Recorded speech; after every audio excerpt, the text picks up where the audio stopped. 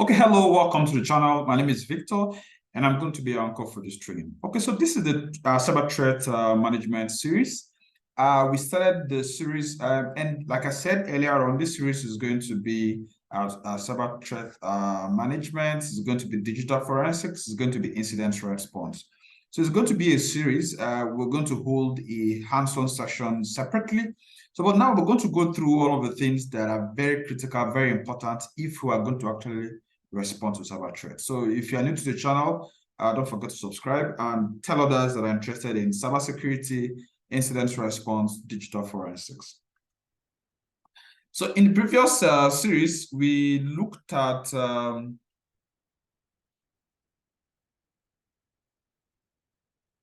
the content we're going to be considering, which is governance and compliance. We're also going to be considering network security testing. We're going to be using some tools here. I'm also going to be doing threat intelligence, endpoint vulnerability assessment, risk management, and security controls. We're also going to learn how to write InfoSec policy. Then we are come up with digital forensics and incident response plans. Okay, so let's look at module 1. So in module 1, we're going to be looking at governance and compliance. Now, you see, when you want to fix issues within an enterprise, you have a company, you have you have people, you have IT infrastructure, you have hardware, you have software. One good way to make sure that everything is in shape, one good way to make sure that things work the way they need to work, is to have a kind of a governance plan, is to have some kind of principles, is to have some kind of policies, is to make sure that you're trying to comply with standards, because there are quite a lot of standards that you have out there. So there are several cybersecurity frameworks. So the point is, how do you make sure that you can actually conform to this standard? So in this very first module, this very first chapter, we're going to be looking at why you should take the module. We're going to be looking at what you're going to learn. Then we explain governance, explain cybersecurity policies, because you have quite a lot of policies. And like I said earlier on in the very first part, in part 00, this is part 1, you have information security policy. So if you have to guide your policy, if you have to guide your information, if you have to guide your digital assets, if you have to guide people, then you should have a way, to make sure that people understand what they need to do at every point in time. So you can have a password policy, you can have a network policy, you can have a website policy. We're going to show you some samples. I'm also going to, in the course of the lab, the course of the hands-on, you're going to also learn how to develop one, because this is one of the lowest hanging fruit for any enterprise.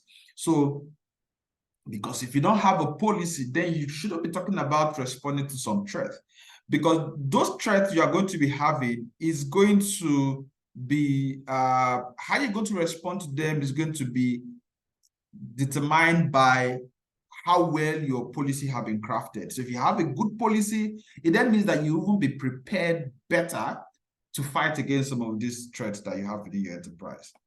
We'll look at several types of policies, how to create them, then some guiding principles for human resource, and of course, how do we manage these threats. Then there are some ethics.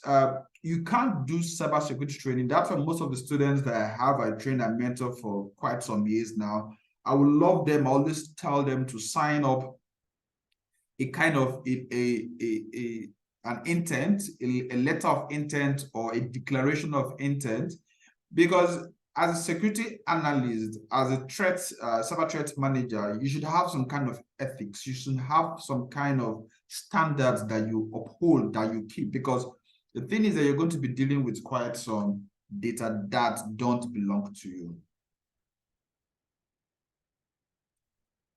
Okay, so you have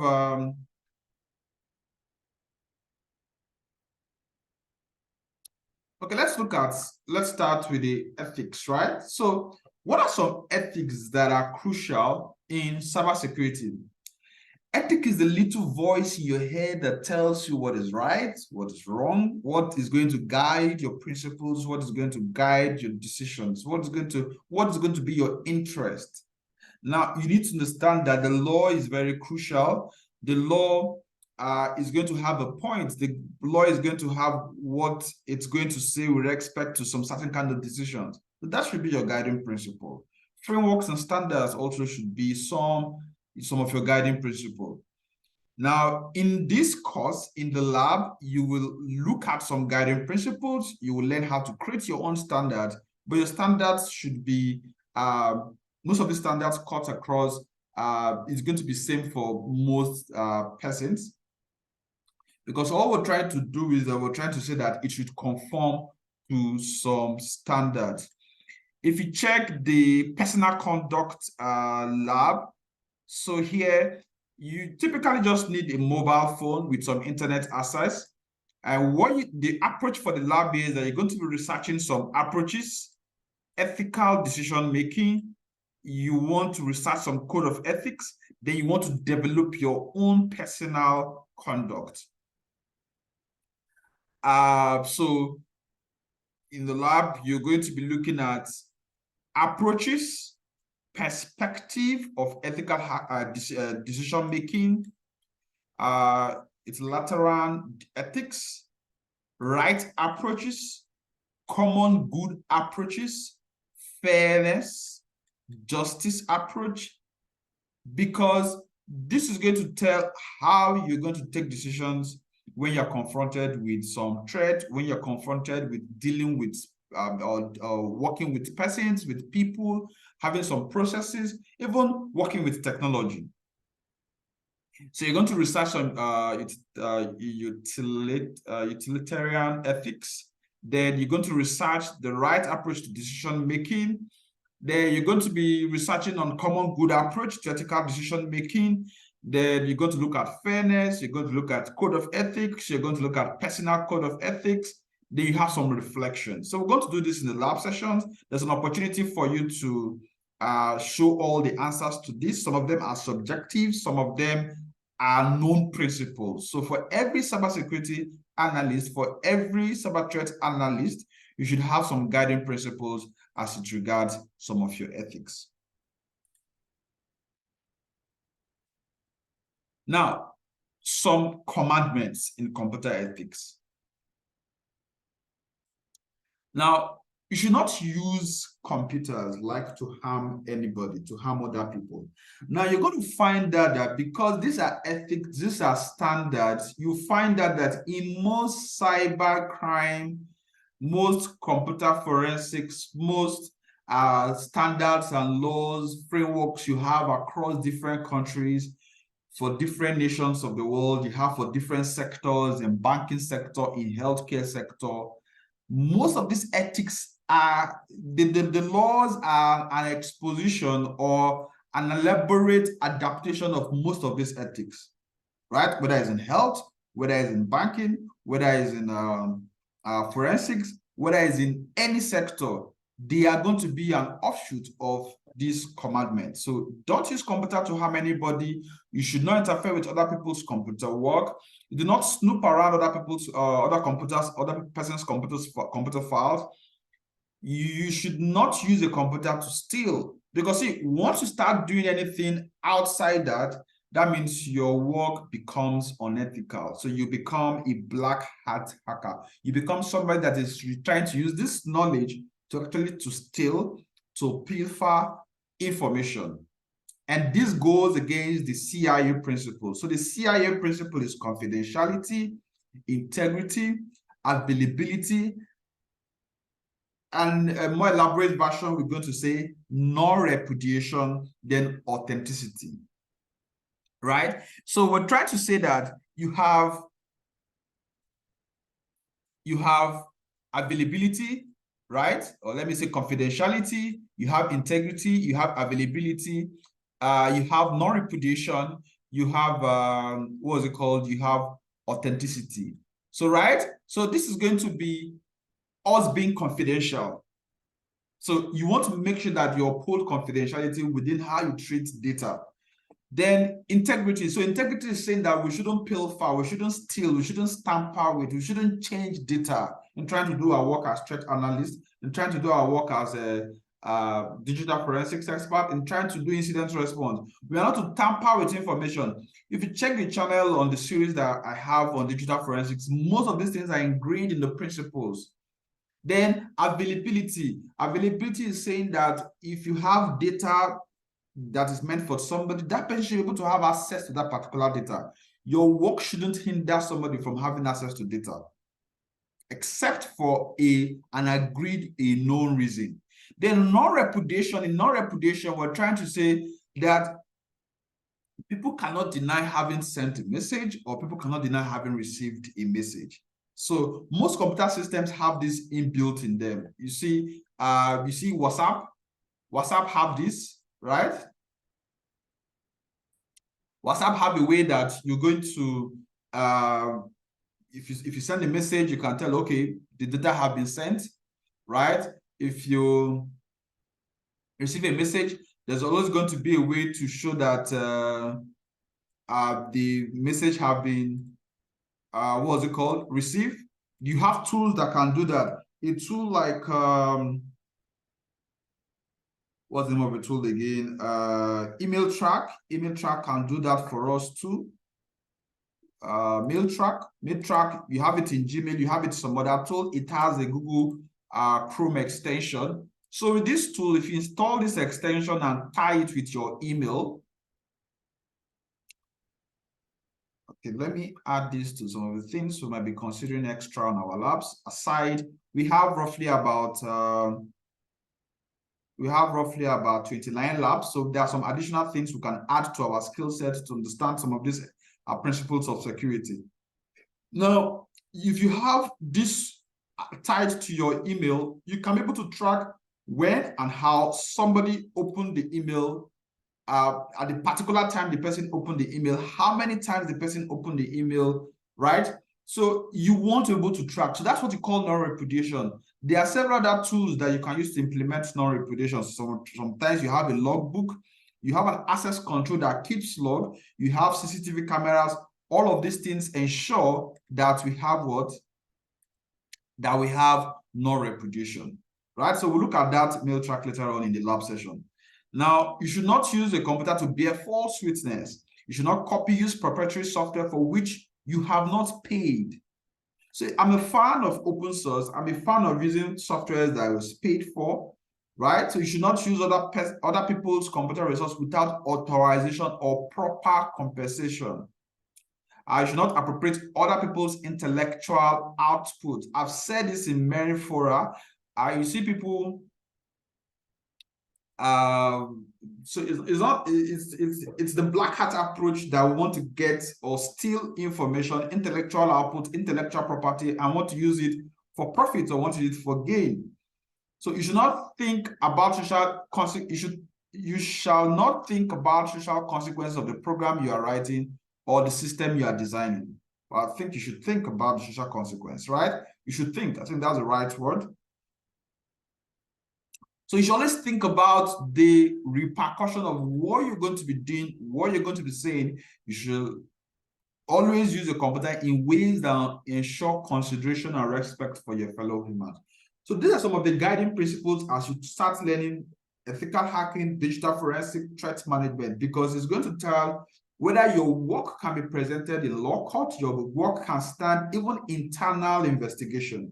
Even if your work is not going to be presented as evidence for an external, to a law court, for corporate internal investigation, you want to make sure you uphold most of these principles. Now, what's cybercrime? So cybercrime is going to be you altering those 5 elements of information security I talked about. So I talked about confidentiality, integrity, availability, non-repudiation, authenticity, which is the last one, authentication. So we want to make sure that we're able to authenticate. We want to be sure that somebody says he is who he said, or she's who she said she is. So we need to authenticate. That's why you're going to say, put your name, put your password. We send an OTP to you, you enter it. You see these 5 elements, that is what cybersecurity is about. And once any of this is compromised, you have cybercrime, you have hacking. Ethical hacking is trying to make sure that these 5 elements are upheld. We can make sure that we uphold the 5 elements of information security by using people, training people, having processes. Take, for instance, having an information security policy is going to ensure that you have these 5 elements, because your policy document is going to say you're going to change your password every 3 months, every 2 months. You're going to make sure you install the firewall, you configure it, you check it every 3 months. We're going to make sure that we train and we retrain. We're going to make sure that we have incident response plan. We want to make sure that we install a monitoring tool so that we can see what is happening on our network. We want to ensure we do pen testing from time to time. We want to do vulnerability assessment. So all of these things you're trying to do is to ensure that you have the 5 elements of information security. So once any of this is missing, you have cybercrime. And cybercrime can fall into computer targeted, computer assisted, computer incidental, right? So you're going to have this slide, you're going to have access to this slide so that you can read most of this. And so this is us trying to lay some of the foundation so that you can better respond to threats. Because if you understand the different indicators of compromise, if you know the different indicators of compromise, so you call them IOC, right? So indicators of compromise is going to be, maybe you have a malware, you have your computer is very slow, you find it difficult to maybe to log into an application or to use some digital asset. So all of these things that looks like something is going wrong, right? So you want to make sure that you want to fight against these things. So if you need to fight against most of these things, then you need to understand the cybercrime landscape. You want to understand what is happening, how it happens. Very crucial, very important. So for targeted cybercrime, so it's criminal activity, for instance, malware attack. So see, malware is an umbrella word meaning malicious software, malicious software. So when you say malicious, so something that is going to cause something to malfunction. So any software that causes a malfunction, any software that goes against the standard principles of the operations of a software, you call it a malware. So most of the time, the goal is to steal, the goal is to alter stuff, the goal is to cause business discontinuity. You don't want the business to continue again. Maybe they are competitors. So all of these things are reasons why you have malware. So virus, Trojan, spyware, adware, all of these are classes of malware. So malware is an umbrella word. Then you have different types of malware. So examples of this is malware attacks, hacking, or denial of service attack. So anytime you hear the word denial of service, think about a situation whereby our regular service, we normally say a server, right? A server is a computer, and that computer is going to have maybe you have a PC, then you have a server, right? Then you have another PC. This PC or this phone, let's say this is a phone, is connected to this server. This PC is connected to this server. Each of these guys are connected to this server so that they can be able to access stuff. It can be file, it can be a folder, it can be a hardware like a printer, it can be internet, it can be anything. So this is what you call a network, right? Now you have a phone, you have a PC connected to a server. Now, if the service to be rendered is printing service and it's been denied, you call that denial of service. If the service to be rendered is web server access, maybe a website, and is denied, you call it what? Call it a denial of service. If it's a service to be rendered is files, is a file server like Google Drive, and that service is denied, it's a denial of service. If it's a web page, we want to be able to log in, we want to register, we want to download some things, and it's denied, you call that a denial of service. But the caveat there, the warning there is, before you can classify an attack as a denial of service, you want to make sure that your server is up and running. It's not the result of it's been expired. Your printer is working. Your PC is okay, right? You want to rule out all of those things. You want to make sure it's not an issue with your hardware or your software or people. Imagine you have a switch, right? A computer switch, and you have this computer, this computer, this computer, this computer, all connected to it. Then you have a router that gives you access to the internet, and this switch is connected to the router. Now, somebody steps and disconnects this cable, and all of these guys are down. And maybe somebody trying to access any of this stuff for a file cannot access the file again. You now say, no, I have a denial of service. I have a denial of service. Does it mean you have a denial of service?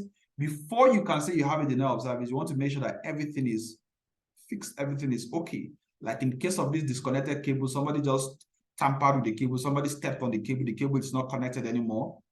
You want to make sure that is connected, right? Before you start shouting, woof, woof, woof. Then, of course, you have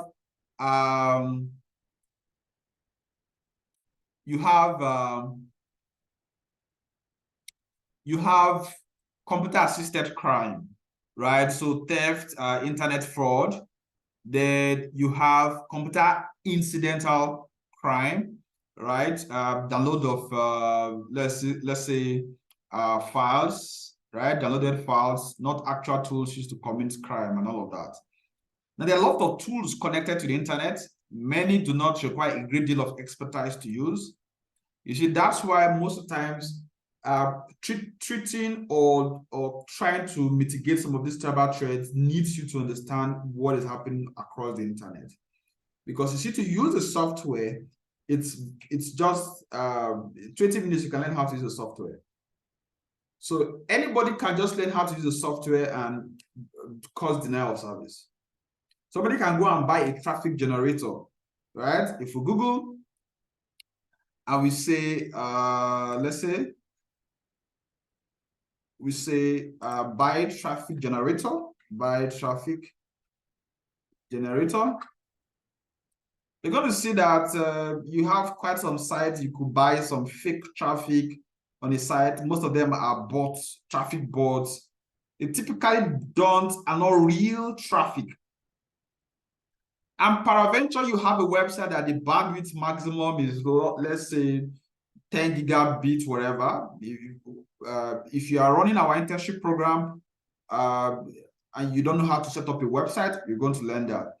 If you're any of our old students, you know how to build a website. You find out that if you want to build a website, you need to buy a domain name, you need to buy a hosting account. The hosting part of the website gives you the space and the bandwidth. The bandwidth tells you how much traffic that the website can take at every particular point in time. So if somebody understands or does some reconnaissance and finds out that you're using a very low amount of bandwidth and he purchases any of this traffic from these traffic sites, right, with just a little amount of money, just $9, the person can get as much as 60,000 hits. And you cannot take 60,000 hits. You cannot take 60,000 traffic. What's going to happen? You're going to find that that website is going to be down. So that website is going to witness what we call the 501 error, right? So a 501 error typically tells us that the site cannot handle the resources.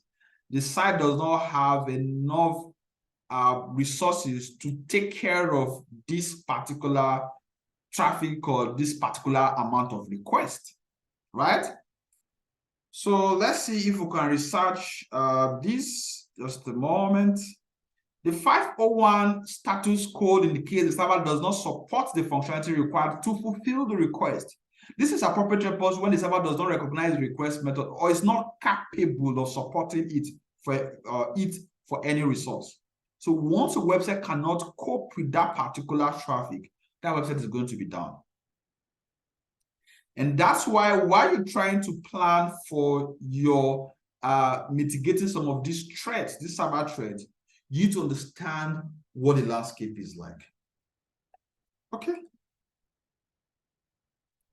So somebody can just go buy that software and channel the traffic to your website. It typically doesn't need any training. But for you now trying to mitigate most of this threat, you must have some of these skill sets. You must understand what the cybercrime landscape is like. So there are several agencies you have for different countries having different organizations fighting crime.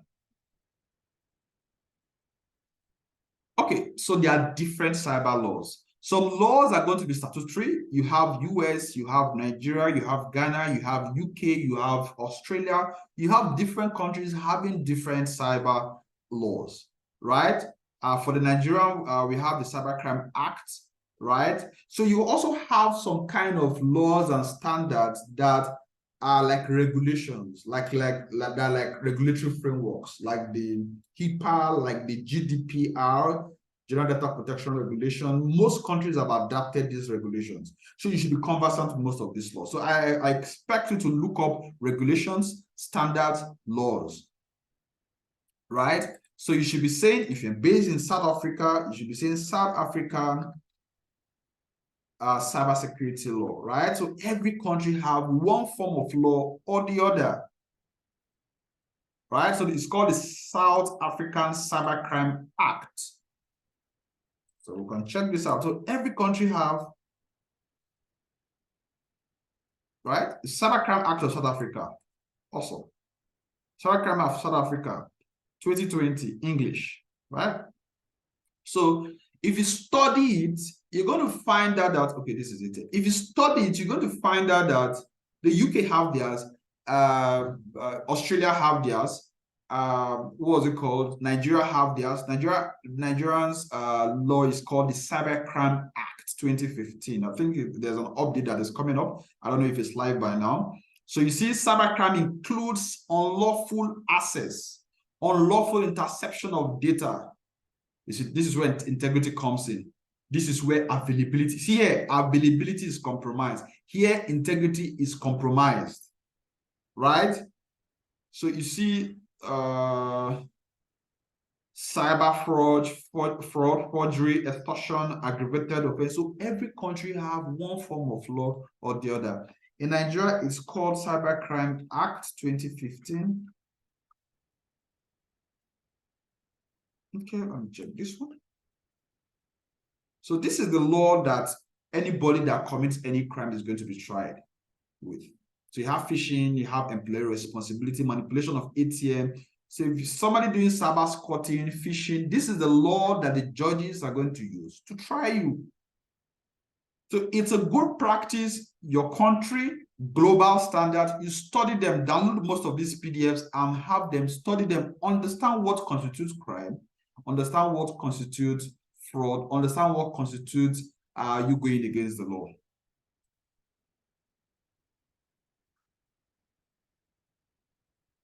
Now you also have FISMA. FISMA is Federal Information Security Management Act. Like I said, you have quite some laws. You can also check out top 10 cybersecurity laws and framework, right?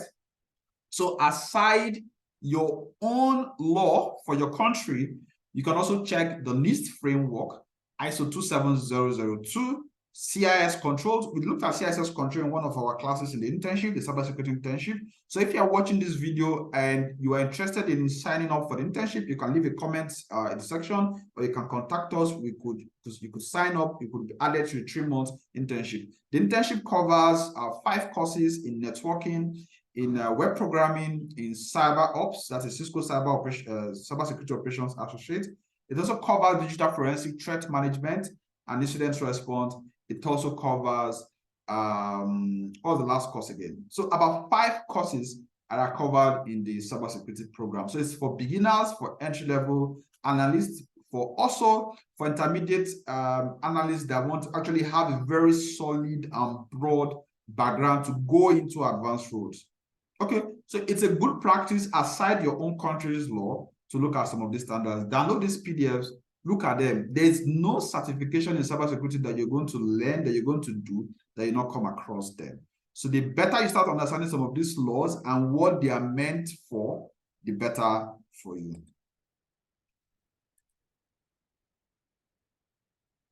Okay, so thank you very much for listening. So in this module 1, we are going to be dealing with about 2-3 labs in the lab session. So in the next series, we're going to go on with network security testing.